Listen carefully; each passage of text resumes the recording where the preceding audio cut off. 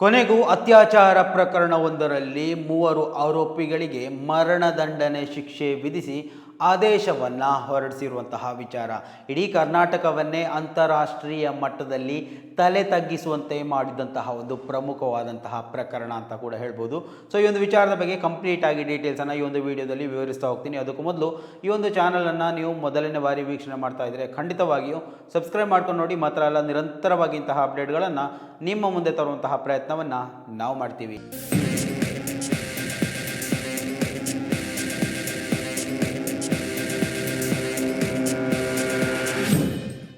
ಹಂಪಿ ಮತ್ತು ಗಂಗಾವತಿ ಅಂತ ಹೇಳಿದರೆ ಎಲ್ರಿಗೂ ಗೊತ್ತಿರುವಂಥದ್ದು ಕರ್ನಾಟಕದ ಕನ್ನಡ ಮಣ್ಣಿನ ಅತ್ಯಂತ ಪ್ರಭಾವಶಾಲಿ ಪ್ರವಾಸಿ ತಾಣ ಅಂತ ಹೇಳಿದರೂ ಕೂಡ ತಪ್ಪೇ ಅಲ್ಲ.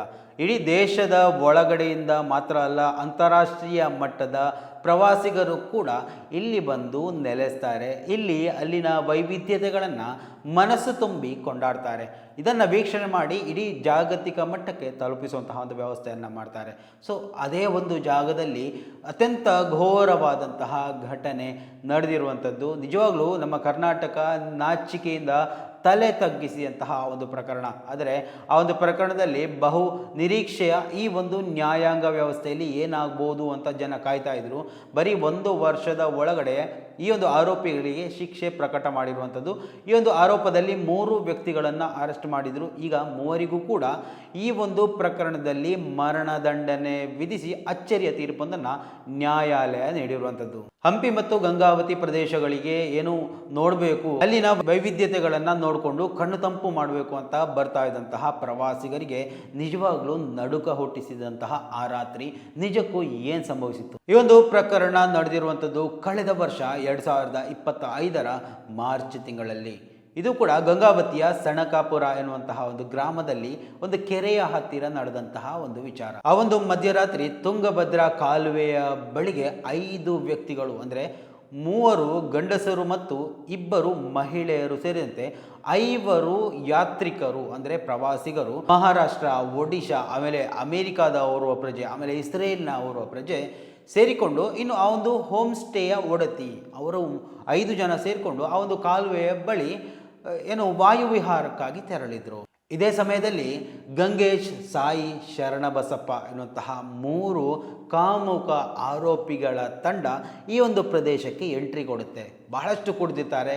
ಕುಡಿದ ಅಮಲ್ನಲ್ಲಿ ವ್ಯವಹಾರದ ಬಗ್ಗೆ ಅಂದರೆ ದುಡ್ಡಿನ ವಿಚಾರದಲ್ಲಿ ಅಲ್ಲಿ ತಗಾದೆ ತೆಗೆಯುವಂಥದ್ದು ಮಾತ್ರ ಅಲ್ಲ, ಅಲ್ಲಿದ್ದಂತಹ 3 ಗಂಡಸರನ್ನು ಯಾರೆಲ್ಲ ಇರ್ತಾರೆ ಪುರುಷರು ಅವರನ್ನು ಆ ಒಂದು ಕಾಲುವೆಗೆ ತಳ್ಳಿ ಹಾಕಿರುವಂಥದ್ದು. ಮತ್ತು ಅವರು ಮೇಲೆ ಬರಬಾರ್ದು ಅಂತ ಹೇಳಿ ದೊಡ್ಡ ದೊಡ್ಡ ಕಲ್ಲುಗಳನ್ನು ಎತ್ತಿ ಬಿಸಾಡಿರುವಂಥದ್ದು.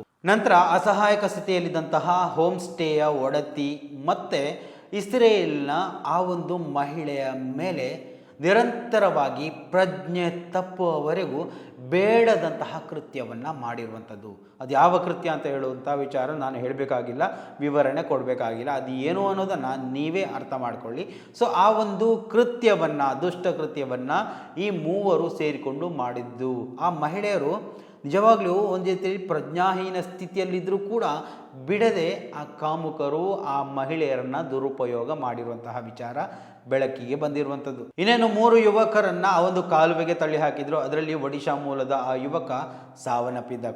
ಸೊ ಈ ಒಂದು ಪ್ರಕರಣ ಹೊರಗಡೆ ಬರ್ತಾ ಇದ್ದಂತೆ ಇಡೀ ಜಾಗತಿಕ ಮಟ್ಟದಲ್ಲಿ ಭಾರತ ಮಹಿಳೆಯರಿಗೆ ಸೇಫೆಸ್ಟ್ ಪ್ಲೇಸ್ ಅಲ್ವೇ ಅಲ್ಲ ಅಂತ ದೊಡ್ಡ ಮಟ್ಟದಲ್ಲಿ ಇಡೀ ಇಂಟರ್ನ್ಯಾಷನಲ್ ಮಾಧ್ಯಮಗಳು ಪ್ರಕಟ ಮಾಡೋದಕ್ಕೆ ಆರಂಭ ಆದವು. ನಮ್ಮ ದೇಶದ ಮಾನ ಮರ್ಯಾದೆ ಮಾತ್ರ ಅಲ್ಲ, ಕರ್ನಾಟಕ ಕನ್ನಡಿಗರ ಮಾನವನ್ನು ಕೂಡ 3 ಕಾಸಿಗೆ ಹರಾಜು ಮಾಡಿದಂತಹ 3 ವ್ಯಕ್ತಿಗಳು.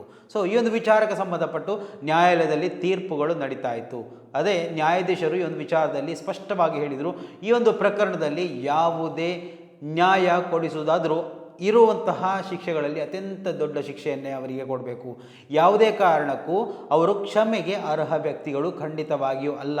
ಇನ್ನು ಈ ಒಂದು ಪ್ರಕರಣಕ್ಕೆ ಸಂಬಂಧಪಟ್ಟಂತೆ ಪೊಲೀಸರು ಕೂಡ ಅತ್ಯಂತ ವೇಗವಾಗಿ ದೋಷಾರೋಪ ಪಟ್ಟಿಯನ್ನು ಕೂಡ ಸಲ್ಲಿಸಿದರು. ನೋಡಿ, ಹಲವು ಪ್ರಕರಣಗಳಲ್ಲಿ ನಾವು ಗಮನಿಸಬಹುದು, ಬೇರೆ ಯಾವುದಾದ್ರೂ ಪ್ರಕರಣಗಳಲ್ಲಿ ಈ ರೀತಿ ಆಗಿದ್ದರೆ, ನಾವು ನಮ್ಮ ಕರ್ನಾಟಕದ ವಿಚಾರದಲ್ಲೇ ಮಾತಾಡೋದಾದರೂ ಹೊರಗಡೆ ವಿಚಾರದಲ್ಲಾದರೂ 4-5 ವರ್ಷಗಳು ಅಥವಾ ದಶಕಗಳೇ ಹಿಡಿಯುವಂತಹ ಕೆಲವೊಂದು ಪ್ರಕರಣಗಳು. ಆದರೆ ಇಲ್ಲಿ ಅಂತಾರಾಷ್ಟ್ರೀಯ ಮಹಿಳೆಯರು ಇರುವ ಕಾರಣದ ಅಮೆರಿಕದ ವ್ಯಕ್ತಿಗಳು, ಆಮೇಲೆ ಇಸ್ರೇಲಿನ ವ್ಯಕ್ತಿಗಳು, ಆಮೇಲೆ ಮಹಾರಾಷ್ಟ್ರ, ಒಡಿಶಾ ಮೂಲದ ವ್ಯಕ್ತಿಗಳು, ಪ್ರವಾಸಿಗರು ಹೊರದೇಶದವರಾದರೆ ಎಷ್ಟು ಬೇಗ ಕಾನೂನು ವ್ಯವಸ್ಥೆ ಅದನ್ನು ಪಾಲನೆ ಮಾಡುತ್ತೆ ಅನ್ನೋದಕ್ಕೆ ಇದೊಂದು ಉದಾಹರಣೆ ಅಂತ ಹೇಳಬೇಕು. ಮಾತ್ರ ಅಲ್ಲ, ನ್ಯಾಯಾಲಯದಿಂದ ಬರೀ 9 ತಿಂಗಳಿಗೆ ಈ ಒಂದು ವಿಚಾರದ ಬಗ್ಗೆ ಐತಿಹಾಸಿಕ ತೀರ್ಪನ್ನು ಹೊರಡಿಸಿರುವಂಥದ್ದು.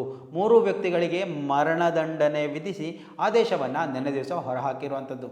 ಈ ಒಂದು ಆದೇಶವನ್ನು ಹೊರಪಡಿಸಿ ನ್ಯಾಯಾಧೀಶರೊಂದು ಮಾತನ್ನು ಹೇಳ್ತಾರೆ, ಯಾವುದೇ ಕಾರಣಕ್ಕೂ ಇಂತಹ ರಾಕ್ಷಸರಿಗೆ ಕ್ಷಮೆ ಯಾವತ್ತಿಗೂ ಪರಿಹಾರ ಅಲ್ಲ, ಇವರನ್ನು ರಕ್ಷಣೆ ಮಾಡುವಂತಹ ಪ್ರಯತ್ನ ಮಾಡೋದೇ ಇಲ್ಲ.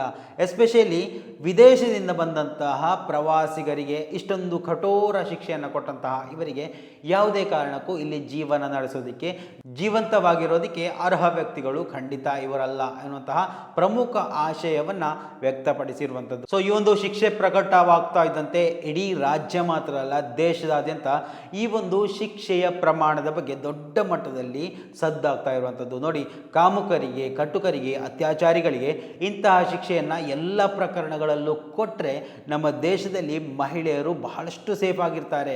ವಿದೇಶದಿಂದ ಮಹಿಳೆಯರು ಬೇಕಾದಷ್ಟು ಬಂದು ನಮ್ಮ ಈ ಒಂದು ಪ್ರವಾಸೋದ್ಯಮ ಇಲಾಖೆಯನ್ನು ಒಂದು ರೀತಿಯಲ್ಲಿ ಅಭಿವೃದ್ಧಿಪಡಿಸುವಂತಹ ಕೆಲಸವನ್ನು ಮಾಡಬಹುದು.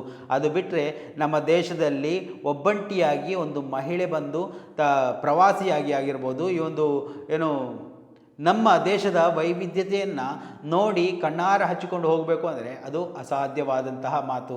ಸೊ ಇದನ್ನು, ಈ ಒಂದು ವಿಚಾರವನ್ನು ಗಮನಿಸ್ತಾ ಇರುವ ಹಾಗೆ ನೀವು ಏನು ಹೇಳೋಕ್ಕೆ ಇಷ್ಟಪಡ್ತೀರಾ? ಈ ಒಂದು ತೀರ್ಪಿನಲ್ಲಿ ನಿಮ್ಮ ಅಭಿಪ್ರಾಯ ಏನು ಅನ್ನೋದನ್ನು ಕೂಡ ಇಲ್ಲಿ ಕಮೆಂಟ್ ಮಾಡಿ. ಮುಂದಿನ ಮಾಹಿತಿಯೊಂದಿಗೆ ಮತ್ತೆ ಭೇಟಿಯಾಗೋಣ. ಅಲ್ಲಿವರೆಗೂ ನಮಸ್ಕಾರ.